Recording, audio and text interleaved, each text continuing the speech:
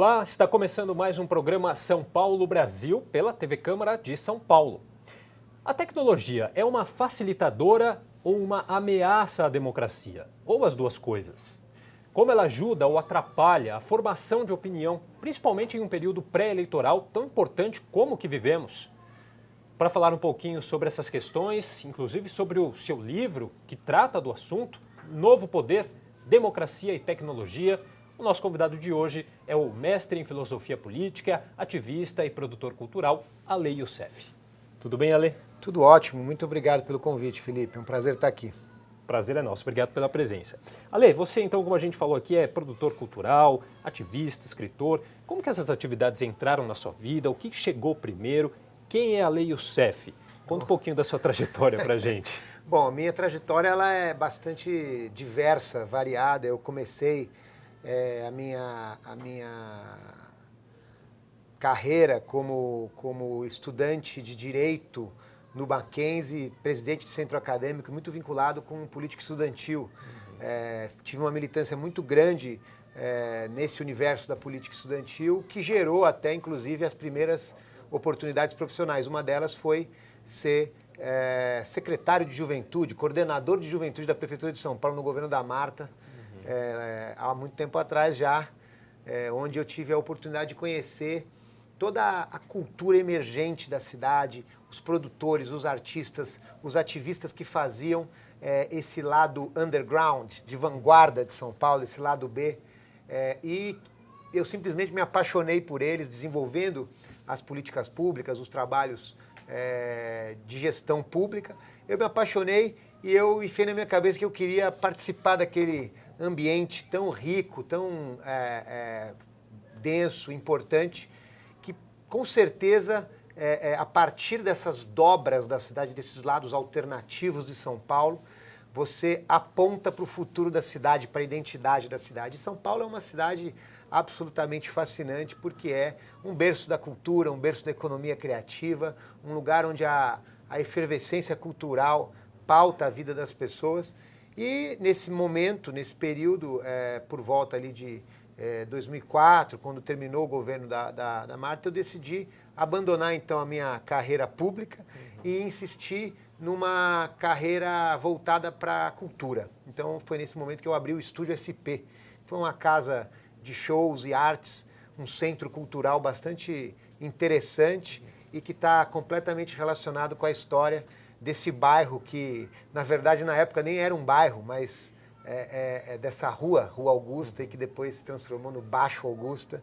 E todo esse símbolo de cultura, criatividade, às vezes até transgressão e luta, né? Porque nós todos ali nesse ambiente do Baixo Augusta sempre conseguimos compreender que o fervo também é luta nesse lugar de direito à cidade, de ocupação das ruas, de valorização da arte como instrumento transformador da cidade, como instrumento que melhora a vida em todos os aspectos, né? Gente ocupando a rua com arte faz a cidade ser mais segura, a cidade ser mais divertida, a cidade ter mais empregos, enfim, uma série de oportunidades. Então fiquei nesse ambiente da produção cultural e da noite e do entretenimento da cidade, e foi muito gratificante, porque naquela época surgiram aí alguns artistas muito importantes para a cidade através do Estúdio SP, ou formaram público, ou começaram, fizeram seus primeiros shows lá.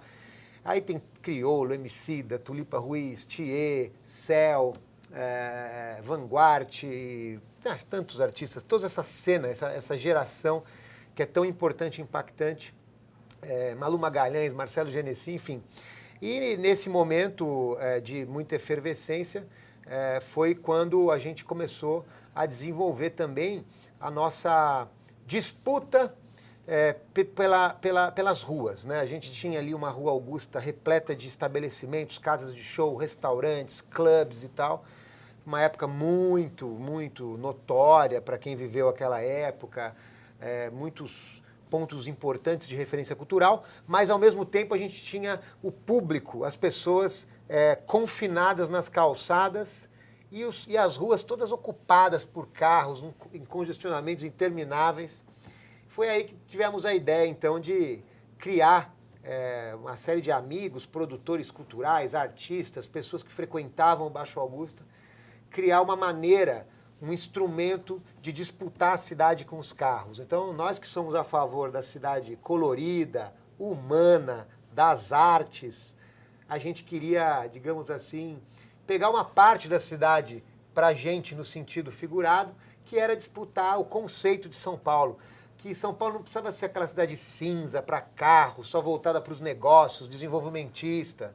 Ela podia ser uma cidade, digamos assim, mais voltada para essa vocação cultural. Foi aí que surgiu o Acadêmicos do Baixo Augusta. A Associação Cultural Acadêmicos do Baixo Augusta? Exatamente. O Baixo Augusta, a Associação Cultural Acadêmicos do Baixo Augusta é uma organização sem fins lucrativos que, de uma certa maneira, representou até politicamente a ação desses produtores, artistas, empreendedores culturais nessa região da cidade, através de um bloco de carnaval. Né? É aí que eu te pergunto, que aí, aonde que entra essa questão do carnaval? O carnaval foi a nossa maneira de atuar, foi uma provocação. Será que é possível fazer carnaval de rua na cidade de São Paulo? Naquela época, se você fizesse uma pesquisa, acho que a resposta ia ser quase 100% não. Não é possível, porque você tinha, claro, alguns blocos tradicionais, resistentes, mas você não tinha uma cultura de carnaval de rua na cidade. E a gente, de fato, resolveu, digamos assim, comprar essa briga, né? Peitar essas hiperestruturas que impediam. E, de fato, no começo foi muito difícil. Vários anos fizemos desfiles à revelia do poder público. Eu cheguei até a ter ordem de prisão no primeiro ano. Começou lá em 2009, se eu não me engano. Primeiro ano de 2009, inclusive com algumas administrações da cidade, principalmente a gestão do prefeito Gilberto Kassab, muito contrária à ideia de se ter o carnaval de rua. Mas aquilo foi, digamos assim, gerando, a dificuldade de se colocar o bloco na rua foi gerando uma consciência ativista nas pessoas, ativista pelo direito de ocupação da cidade, não é um ativismo muito comum para aquela época.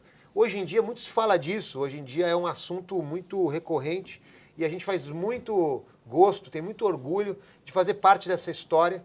Nós e alguns outros blocos de carnaval da Vila Madalena, principalmente a Confraria do Pasmado, lá da Vila Madalena, que naquela época também fazia esse mesmo movimento lá na vila, acabamos, digamos assim, impulsionando esse resgate do carnaval de rua da cidade, que agora todo mundo sabe que explodiu, que é uma realidade, etc. E o Acadêmicos do Baixo Augusta, então, mistura essa ideia que eu te disse agora há pouco, do fervo, da festa, da farra, da identidade carnavalesca, com essa luta por uma cidade mais humana, mais inclusiva, mais colorida, mais legal, mais divertida, menos insegura, né? Através da força das pessoas ocupando as suas ruas. E acho que está mais do que claro que a cultura, a arte aí são elementos transformadores aí da sociedade. Agora, como que isso tem acontecido, como que essa questão tem sido aproveitada no Brasil, especificamente aqui em São Paulo?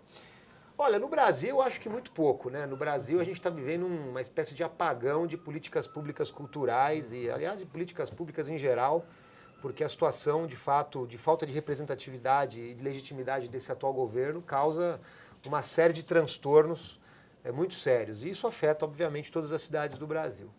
Em São Paulo, eu acho que a gente está vivendo um momento agora com a nova administração dentro da nova administração, quer dizer, o fato do prefeito Bruno Covas assumir a cidade e ele ser uma pessoa jovem, uma pessoa que está mais antenada com as questões da cultura, com as questões da efervescência cultural da cidade, eu vejo uma esperança de um caminho, digamos assim, mais tranquilo, mais favorável para aqueles que acreditam nessa máxima de que a cultura é uma vocação da cidade, pode ser uma maneira de desenvolvimento econômico, pode ser uma maneira de entretenimento, pode ser uma maneira de inclusão social, né? A gente teve muitas dificuldades na gestão do prefeito João Dória e agora nós temos um belo diálogo e digamos assim, uma esperança de que as coisas possam ser feitas da maneira que esse potencial cultural que a cidade tem poderia exercer. Eu não tenho a menor dúvida que São Paulo poderia fazer muito mais para esse ambiente cultural do que faz E se a gestão, a administração pública que está no governo, que está no poder, souber usar esse potencial, nós vamos ter um fenômeno transformador, seja na política cultural em si, seja na valorização da inovação, na utilização da tecnologia, no ambiente propício para as startups, para todo esse campo que a gente chama de economia criativa. Né? O São Paulo é forte na publicidade, é forte na arquitetura, é forte no design, é forte na moda e é forte na música, no teatro, na noite, né? Em todos os ambientes de expressão cultural. Então, de fato, a gente tem um belo potencial que deveria ser aproveitado para a gente usar esse potencial a favor dos grandes desafios que nós temos, educacionais, na área de saúde, na área da segurança e etc. Tá certo. E a gente está com um livro aqui, o livro que foi lançado pelo Ale Youssef esse ano, né, Ale? Sim. Que é o Novo Poder, Democracia e Tecnologia. Explica um pouquinho para a gente o que é esse novo poder. Bom, em primeiro lugar, esse livro é baseado na dissertação de mestrado que eu concluí no ano passado na UFRJ, né? Eu fiz mestrado lá no Instituto de Filosofia e Ciências Sociais da UFRJ. Na verdade, o novo poder que o livro traz, essa discussão que o livro traz, é uma série de desdobramentos, uma série de fatores que impactam nas nossas vidas, seja do ponto de vista da governança, seja do ponto de vista da nossa capacidade de ativismo, seja na possibilidade da gente exercer a nossa democracia de diversas maneiras, justamente na relação que existe, na relação permanente que existe entre duas realidades que estão acontecendo agora, que tem a ver com a vida de todo mundo. De um lado, é a crise da democracia representativa, né? Não precisa aqui a gente ficar muito, a gente não precisa se alongar muito para todo mundo que está nos assistindo saber o quanto que a democracia representativa está fragilizada, né? Hoje em dia, a política com uma enorme descrença, a prática política sendo condenada porque não apresenta resultados para a vida das pessoas e, enfim, aquela ideia de que, bom, a política não está me representando mais. Então, isso é a crise da democracia. E do outro lado, paralelamente, com tanta força quanto a crise da democracia representativa, essa revolução tecnológica que aí basta ter um celular, um smartphone para saber o quanto que isso muda a vida das pessoas. Essas duas realidades, elas apresentam interfaces, inter-relações, interconexões. Tanto a democracia pode ser beneficiada por essa revolução tecnológica, como ela também pode ser ameaçada por essa revolução tecnológica. E a gente vai conversar um pouquinho sobre essas relações no nosso próximo bloco. A gente vai fazer um rápido intervalo e daqui a pouco a gente volta com o programa São Paulo Brasil.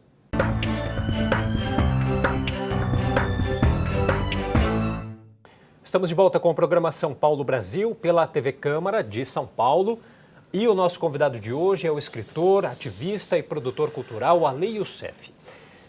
Ale, qual que é o papel, então, das redes sociais nessa crise de representatividade que a gente vive?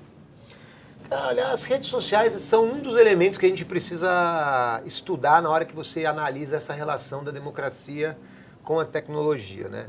Eu acho importante a gente perceber o seguinte: a tecnologia, ela pode ser digamos assim, uma alternativa para o bem, uma alternativa favorável para a qualificação da nossa democracia, justamente através das diversas formas de empoderamento de movimentos, de ações, de fiscalização dos governos que ela possibilita, né? Você tem aí uma série de aplicativos que ao longo desses últimos anos foram utilizados de forma muito eficaz, seja para a construção até de partidos políticos pelo mundo. Por exemplo, na Espanha, o Podemos, o famoso partido espanhol, que chegou a se transformar na terceira força política na Espanha, rompendo uma situação de polarização de anos entre os dois partidos que permaneciam no poder e alternando no poder durante anos, ele surgiu a partir daquele movimento enorme que se chamou Acampadas, né?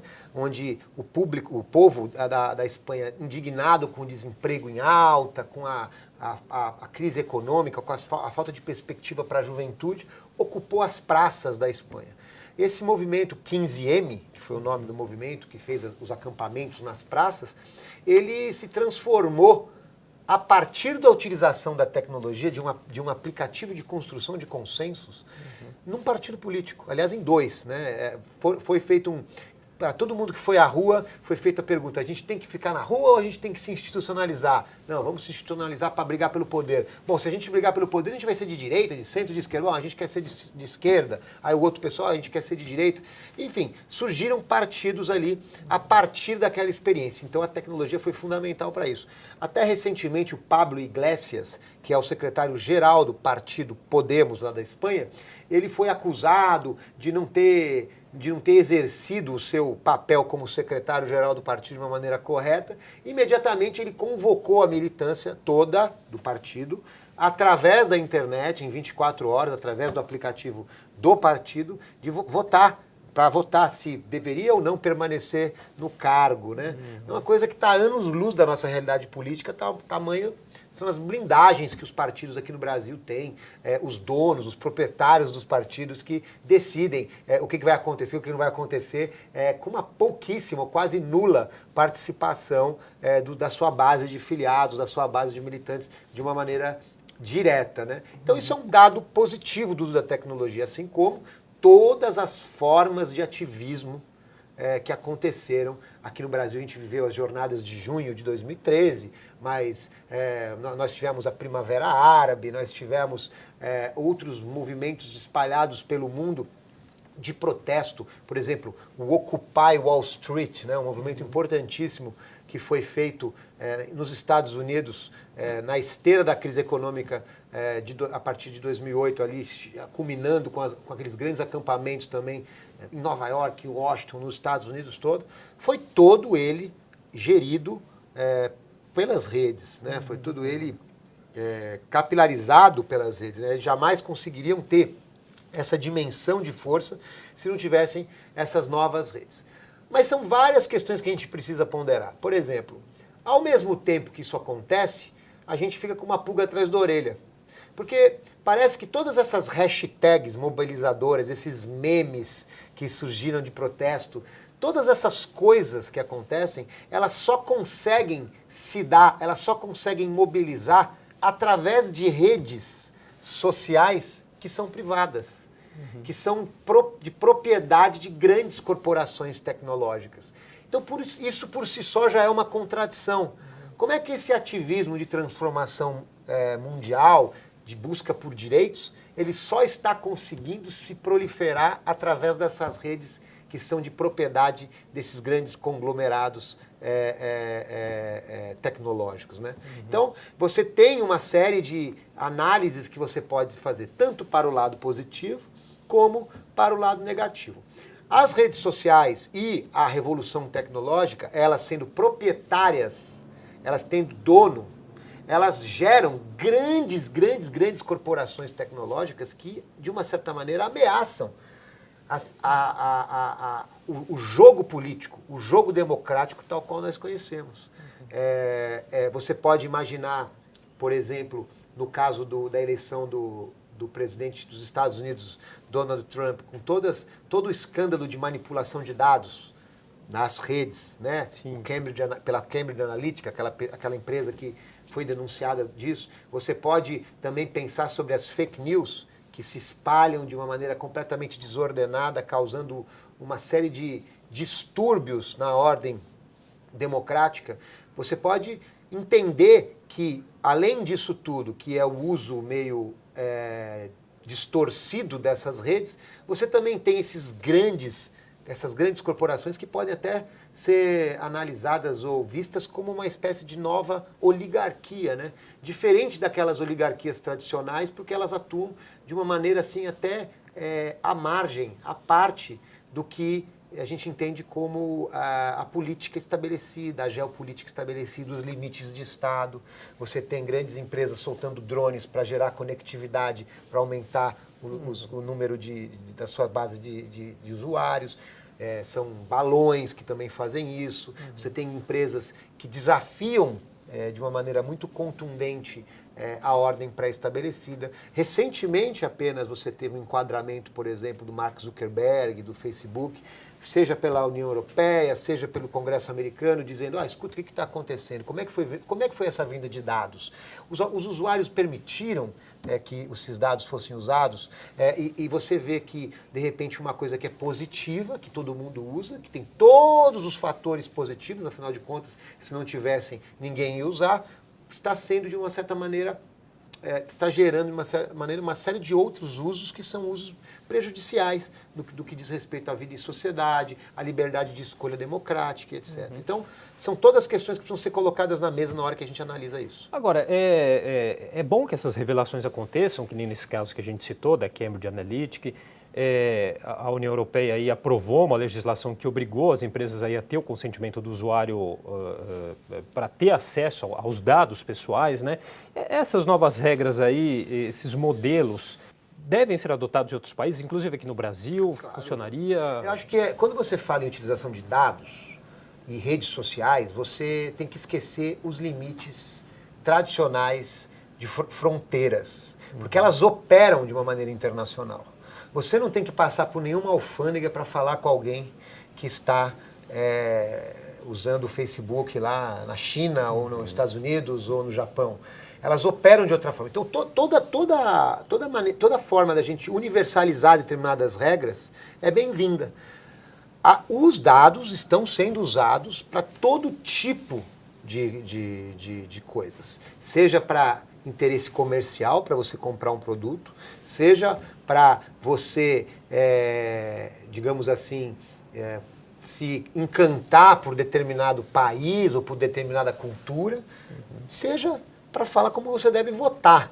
E é muito sério quando isso acontece, né? Então, é uma linha bem tênue aí do que é legítimo e não é, né, Ale? É complicado. E o interesse das pessoas por isso? Como que você analisa também? Eu acho assim, o mais importante é que todas as coisas que aconteçam, que existam no ambiente digital, tenham transparência. Sim. Seja muito claro para o usuário o que aquilo está gerando. Em primeiro lugar, é óbvio que você tem que saber que se você está respondendo um determinado questionário, os dados que você colocou naquele questionário poderiam ser utilizados para uma série de outras ações que não tem nada a ver com aquilo que você está colocando no questionário, que foi o que aconteceu com o Cambridge Analytica. Você entrava ali, você respondia um questionário, qual a sua cor preferida, qual a sua comida preferida e tal, e de repente aquilo estava sendo usado a favor de alguém que comprou esses dados, né, para se beneficiar.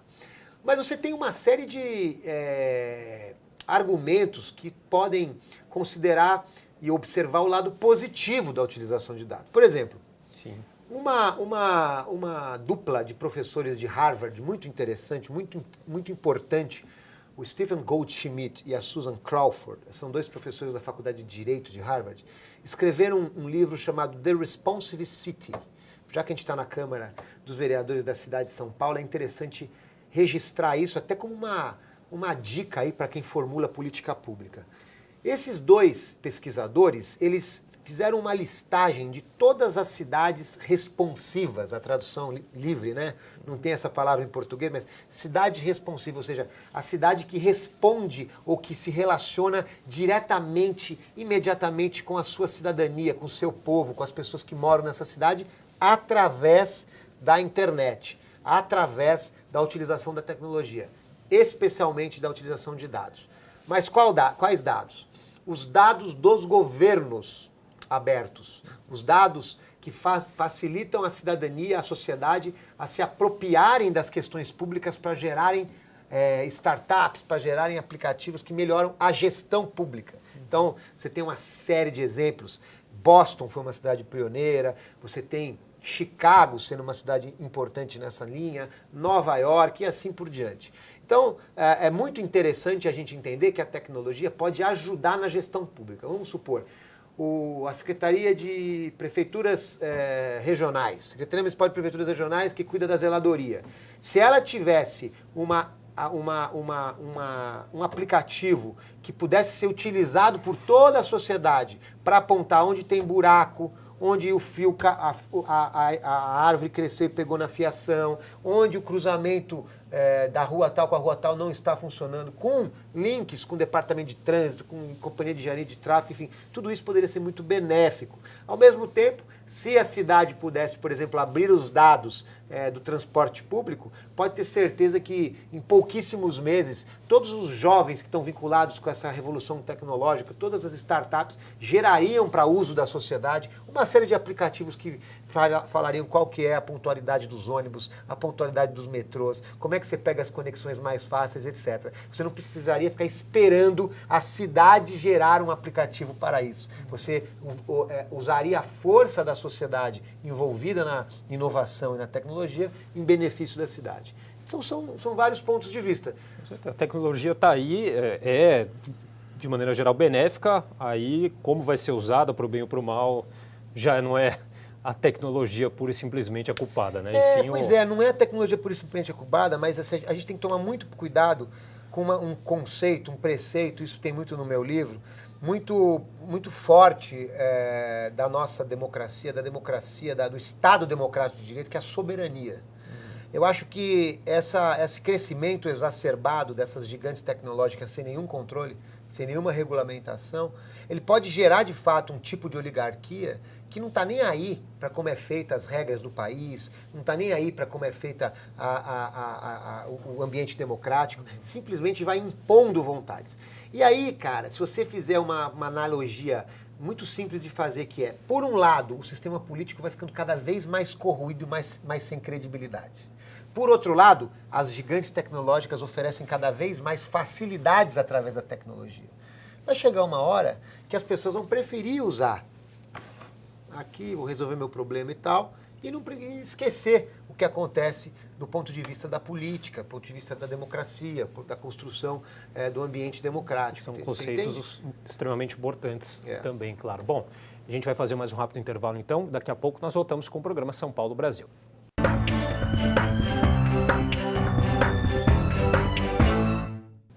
Estamos de volta com o programa São Paulo Brasil pela TV Câmara de São Paulo e o nosso convidado de hoje é o escritor, ativista e produtor cultural Ale Youssef.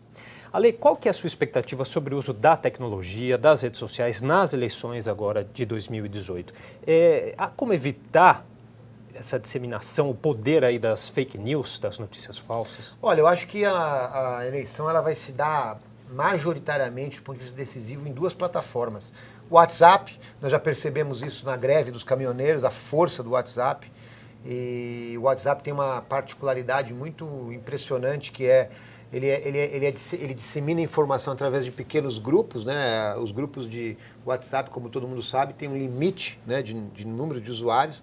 Então eles têm núcleos mas acabam sendo núcleos muito fiéis a eles mesmos, digamos assim. Você tem eixos de conexão através da amizade, através da família, através, enfim, da profissão, do ambiente de trabalho, que de uma certa maneira legitimam determinada informação sem a necessidade de uma certa conferência. E as coisas vão se espalhando.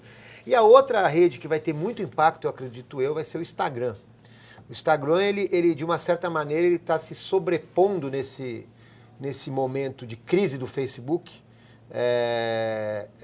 na utilização através da imagem, através dos memes, através da imagem rápida que prende a atenção das pessoas para a disseminação da informação.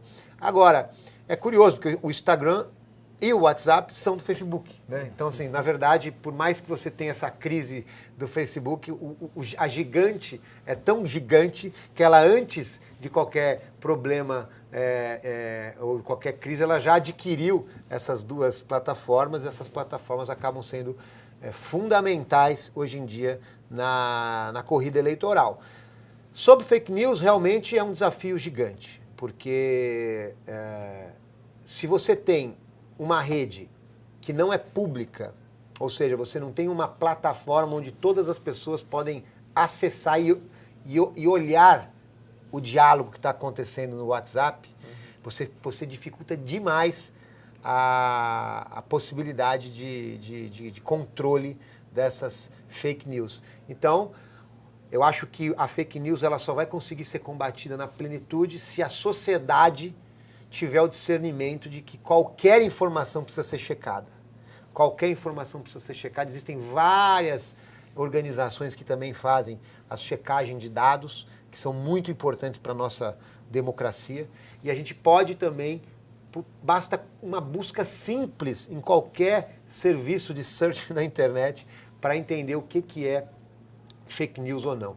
Você tem os sites, as agências de notícia confiáveis, que se aquele assunto que geralmente é absurdo, é espatafúrdio, etc., que são disseminados pelas fake news, estiverem presentes numa análise da mídia mais séria, numa análise da mídia mais tradicional, ela está acontecendo, aquilo é um assunto que está acontecendo. Agora, você tem um outro tipo de plataforma de mídia que é criada justamente para disseminar a fake news.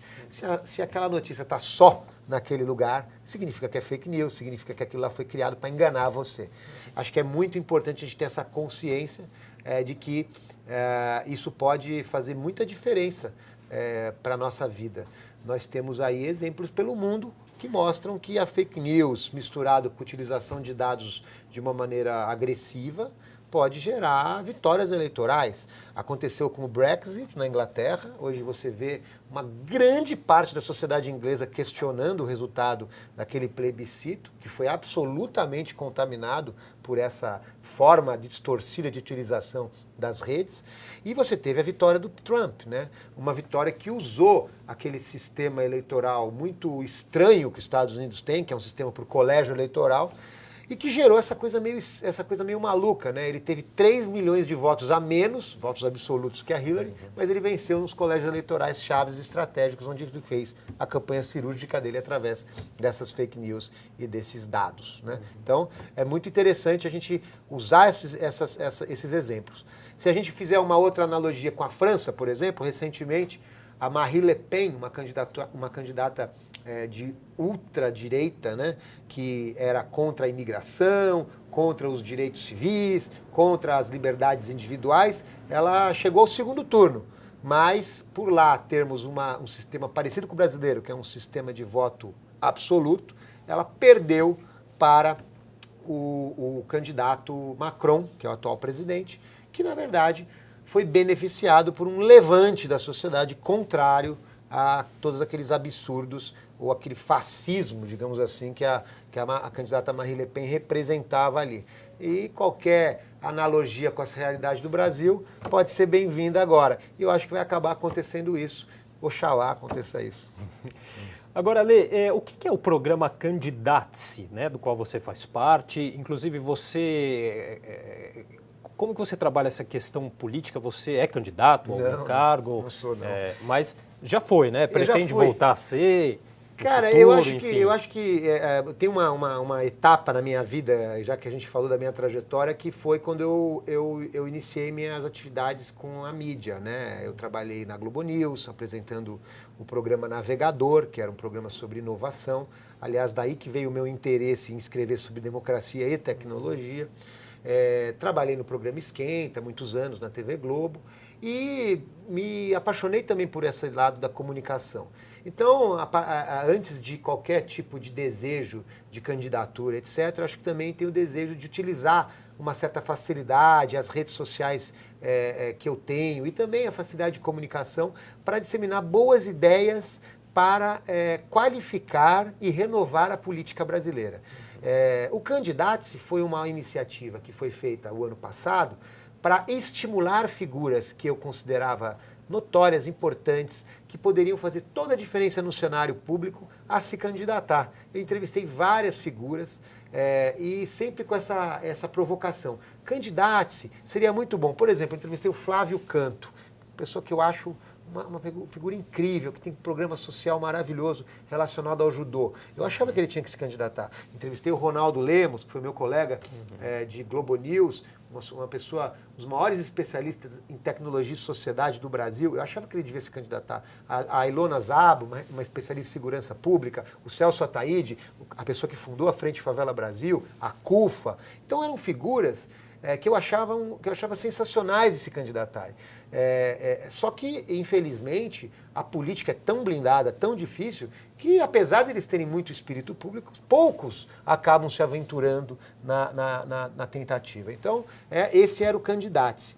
Esse ano, eu obviamente não vou me candidatar, até porque se eu fosse me candidatar eu nem poderia estar aqui falando, né? Afinal de contas, você tem um limite eleitoral para dar entrevistas e etc. Mas eu vou fazer um outro projeto, que é o Agulha no Palheiro.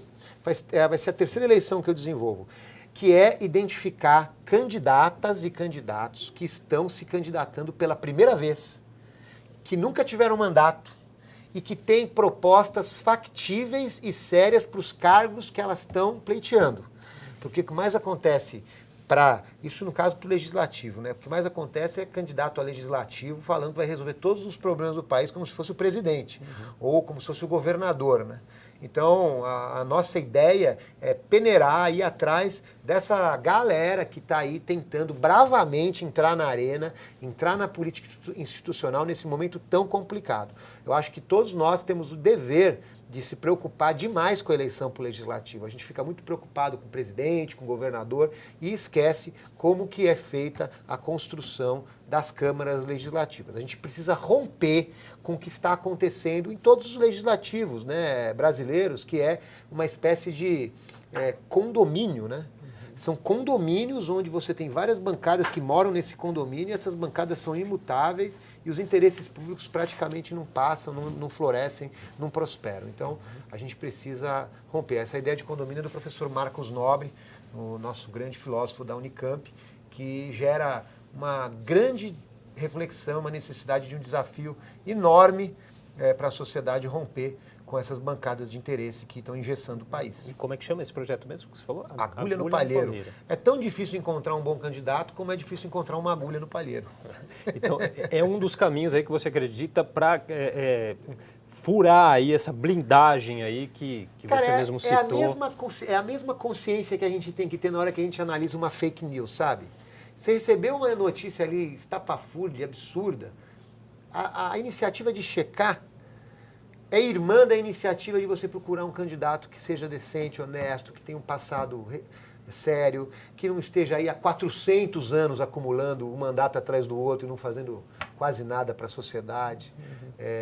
Candidatos que representem renovação e que qualifiquem, né? Porque também a gente ficar só numa mesmice, tudo sendo decidido de cima para baixo, sem a participação da sociedade, das pessoas, leva a situação no momento que a gente está. Não é porque a gente está aqui na TV Câmara, dentro da Câmara Municipal de São Paulo, que a gente tem que esconder determinadas inquietudes, determinados problemas que acontecem. É notório isso. Qualquer um de nós sabe. Quem está aqui, você sabe. Quem está aqui atrás das câmeras sabe. A situação da nossa democracia representativa é muito frágil, é muito desgastada. A gente está num momento quase, acho que a gente já até atolou no fundo do poço, né? Parece que a gente não sobe mais. Como resolver isso se não oxigenando, buscando gente nova, buscando gente qualificada para ocupar nossas assembleias legislativas, nosso Congresso Nacional, né? Eu acho que não tem outra alternativa a não ser buscando candidatos e candidatas com a mesma critério, com o mesmo cuidado que a gente vai analisar essas notícias que se espalham como fake news e que a gente vai também ter na hora que forem pedir nossos dados para serem usados de forma equivocada. Eu não sei se é por causa e também graças à tecnologia, às redes sociais, a impressão que a gente tem é que tem aparecido mais bons exemplos nessa questão de ativismo mesmo, né? Eu acho que sim, tem bons exemplos na questão de ativismo. Agora, se você pegar todos os candidatos jovens que surgiram em todos os partidos, porque isso que eu estou falando não tem lado. Isso aqui eu não estou fazendo uma defesa desse ou daquele partido. Mas se você analisar por critério de idade, de tempo, de número de cargos, número de mandatos, se você pegar todos os partidos de A a Z, pergunta para o candidato que está se candidatando pela primeira vez se ele tem tempo de TV. Pergunta para o candidato se ele está se candidatando pela primeira vez, se ele tem fundo partidário. Não tem, porque o tempo de TV e o fundo partidário, que são absolutamente fundamentais para as eleições de um deputado, de uma deputada, de um vereador, etc., eles estão nas mãos dos mesmos de sempre. É por isso que os índices de renovação são muito baixos. E é por isso que só quando acontece um caso, assim, uma pessoa com uma pessoa muito famosa, uma celebridade, uma pessoa que tem uma vida política nas redes muito intensa, etc., só esses casos conseguem furar essa bolha de protecionismo que existe, de corporativismo que existe na classe política atual. Então, não se trata de uma questão partidária, mas se trata de uma questão geracional. As nossas novas gerações, elas estão há anos sendo impossibilitadas de entrar na política, porque a política ela está blindada para elas, porque a política está sendo feita mais para os mesmos de sempre, e isso gera um grave problema, porque isso afasta quem vai exercer a vida do Brasil, a vida cívica do Brasil no futuro, da política institucional. Você tem uma série de pessoas incríveis fazendo ativismo em organizações sociais, em organizações não governamentais. Agora, onde é feita a lei, aonde é tomada a decisão, pouca gente tem acesso. Tá certo. Bom, a gente vai fazer o nosso último intervalo e daqui a pouco voltamos para o último bloco do programa São Paulo Brasil.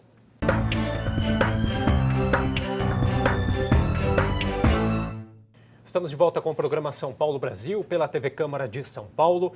E o nosso convidado de hoje é o escritor, ativista e produtor cultural Ale Youssef. Ale, ainda no primeiro bloco a gente falou um pouquinho sobre a Associação Cultural Acadêmicos do Baixo Augusta. Acho que a gente deixou de falar da Casa do Baixo Augusta, que é um projeto social atrelado, né? Exatamente. Na verdade, a Casa do Baixo Augusta é a sede da associação. Uhum. Ela é um projeto, digamos assim, um grande centro cultural, onde acontecem cursos, oficinas, palestras, debates, shows, rodas de samba, voltados para a celebração da diversidade, para o pensamento crítico, um lugar de compartilhamento do conhecimento de forma gratuita, buscando a expertise dos nossos associados, dos fundadores do Acadêmicos do Baixo Augusta, para gerar, e dos nossos parceiros, obviamente, para gerar uma agenda intensa que possa ser útil nesse momento. Eu acho que qualquer iniciativa que seja uma espécie de ilha de desbunde, de transgressão, de confusão boa nesse mar de caretice que se transformou a sociedade, é bem-vinda. Então a Casa do Baixo Augusta é uma espécie de espaço de pensamento crítico mesmo, de celebração dessa diversidade que o Acadêmicos do Baixo Augusta celebra todos os anos. A gente não queria ficar restrito apenas ao nosso desfile, que é só uma vez por ano. Então nós resolvemos criar esse projeto que é perene, que acontece o ano todo. E está sendo muito gratificante e é muito interessante como a cidade é carente desse tipo de iniciativa, como a gente é procurado, como as pessoas estão loucas por conhecer, saber, querer se envolver em projetos que tenham a ver com ativismo, que tenham a ver com economia criativa, que tenham a ver com a cultura alternativa e que tenham a ver com carnaval. Uhum. A gente falou um pouquinho também sobre esse lado positivo aí de engajamento nas redes sociais. A gente tem o caso das crowdfundings, que são as vaquinhas virtuais, né? Mas tem uma parte também que são essas crowdfundings aí nas eleições. Como que você analisa nessa questão especificamente? Olha, eu acho que no momento em que está todo mundo repleto com uma capivara enorme, né? Todos os partidos complicadíssimos com os processos de financiamento que aconteceram no passado e todos esses processos de investigação, a exclusividade da doação por pessoa física é um passo interessante para tentar de alguma maneira moralizar. E o crowdfunding é muito importante, porque ele faz com que o novo, o jovem, a pessoa que está fora do sistema, dos esquemas, que está fora dos fundos partidários que a gente falava no bloco anterior, consiga arregimentar um grupo de amigos, um grupo de apoiadores, as pessoas que conhecem o trabalho e dessa forma doar. O que no passado era completamente diferente, difícil, etc. Eu acho um passo importante e uma maneira benéfica de utilização da tecnologia para a qualificação da nossa democracia. Existem outras coisas que a tecnologia também propicia. Eu acho que, se bem utilizada, a tecnologia barateia as campanhas eleitorais, ela possibilita a qualquer pessoa que tenha uma câmera decente no seu celular consegue fazer vídeos legais, consegue editar através de aplicativos, consegue subir através de plataformas de vídeo, pode fazer com que você comunique a sua mensagem de uma maneira interessante. E se você tem uma rede, uma rede de plataformas sociais, né, digitais interessante, você consiga proliferar isso e passar a sua mensagem. Tudo isso considerando que uma grande parcela dos brasileiros e brasileiras está fora das redes sociais. Recentemente, ao contrário até do que pesquisas mais mostravam, um projeto chamado Todo Mundo Quem, não sei se você já ouviu falar, fez uma pesquisa curiosa em relação aos usuários do Facebook, como principal rede social utilizada pelo brasileiro, e constatou que 100 milhões de brasileiros estão fora. 100 milhões de brasileiros é muita coisa, o que prova a importância do horário eleitoral de rádio e TV, que o discurso oficial tem, digamos assim, negado ou feito uma espécie de vistas grossas dessa importância para quem é candidato a deputado e deputado, mas no final das coisas a gente sabe que isso aí ajuda e muito numa eleição, né? Não é à toa que todos os candidatos a presidente e a governador enfim, a cargos majoritários estão se matando aí para fazer as coligações para aumentar seus tempos de TV. Então, quase a metade aí a tecnologia tem um papel importante? Sim, tem, mas até determinada página. Porque você tem uma série de pessoas que não estão nesse universo de redes sociais.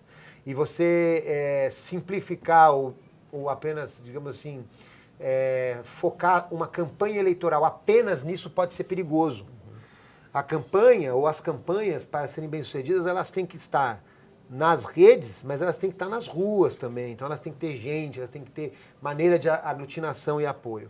Para quem trabalha com ambientes de aglomeração popular, de movimentos sociais de atuação popular na rua, que tem a ver com a vida da cidade, etc., a TV e o rádio acabam sendo muito importantes para você conseguir chegar na ponta. Então, eu vejo com muita preocupação essa manutenção das decisões sobre utilização de rádio e TV nas cúpulas partidárias que impossibilitam a oxigenação desses partidos com novos candidatas e candidatos. Agora, a tecnologia não deixa de ser um negócio, né? Qual a análise que você faz aí desse negócio, tecnologia, do futuro desse negócio? A tecnologia não é que deixa de ser um negócio, é o maior negócio, né, que existe, né?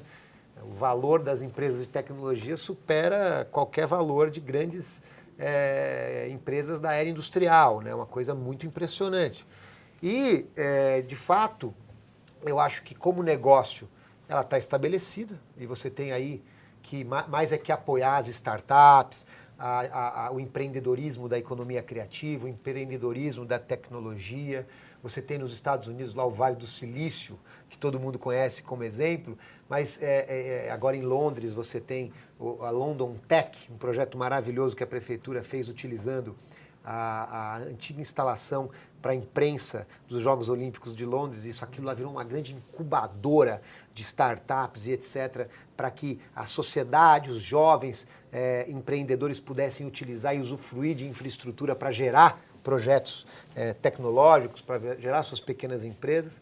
É muito até engraçado, né? Você vê a diferença de utilização dos equipamentos públicos desses grandes eventos, né? Por exemplo, o que está acontecendo com nossos estádios, com as instalações olímpicas no Brasil, onde poderíamos estar utilizando para esse tipo de projeto, por exemplo. Então, enquanto negócio, ela é gigantesca, ela é uma possibilidade maior. Gigantesca, é maior, tanto do ponto de vista dessas gigantes, dessas megacorporações, como também do ponto de vista da iniciação, da possibilidade de gerar novos empregos, gerar novas empresas, gerar um empreendedorismo nesse setor. Por outro lado, considerando aquela questão que nós falamos, é muito importante estabelecer limites, estabelecer parâmetros para que essas megacorporações tecnológicas, elas não firam os direitos da democracia, os direitos individuais de escolha de cada um. Então, elas não podem exercer um papel oligárquico no sentido de desvirtuar as legislações, desvirtuar os direitos das pessoas em benefício próprio para ganhar mais dinheiro. E num ambiente, só para concluir, num ambiente em que você tem um ultra, claro, neoliberalismo muito atuante e, por outro lado, um neoconservadorismo muito atuante, você tem um ambiente muito perigoso de surgimento de, digamos assim, Frankensteins políticos. Por que eu digo Frankenstein político? Porque o liberalismo e o conservadorismo nunca foram irmãos, nunca andaram lado a lado. Uma coisa até nega a outra historicamente. O liberalismo tradicional, né, ou as forças conservadoras relacionadas ao comportamento humano, etc.